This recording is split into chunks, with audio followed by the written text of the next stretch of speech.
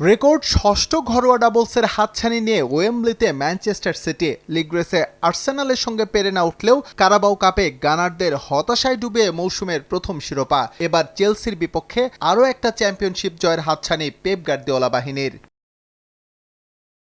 তবে ম্যাচের প্রথমার্ধ ছিল ম্যারমেরে। শিরোপা জেতার অদৃশ্য চাপে নিজেদের স্বাভাবিক খেলাটাই যেন ভুলে গিয়েছিল দুদল। প্রতিপক্ষের উপর তুলনামূলক কিছুটা প্রভাব বিস্তার করে খেলার চেষ্টা করলেও বলার মতো কোনো আক্রমণ করতে পারেনি চেলসি। বিপরীতে ম্যানচেস্টার সিটিও ছিল অগোছালো, ফলে ম্যাচের প্রথমার্ধটা ছিল গোলশূন্য।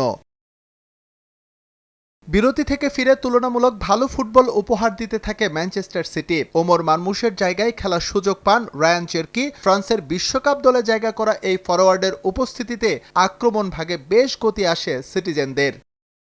সমর্থকদের অপেক্ষার বাঁধ ভাঙে ৭১ মিনিটে। লোয়ার মিডফিল্ড এলাকা থেকে গুছিয়ে আনা আক্রমণের চমৎকার এক ফিনিশিং টানেন অ্যান্তোয়ান সিমেনিও। ডি বক্সে চেলসি ডিফেন্ডারদের কড়া মার্কিংয়ে থাকার পরও আর্লিং হল্যান্ডের বাড়িয়ে দেয়া আড়াআড়ি পাস থেকে দৃষ্টিনন্দন এক ব্যাকহিলে সানচেজকে বোকা বানান ঘানায়ান ফরোয়ার্ড।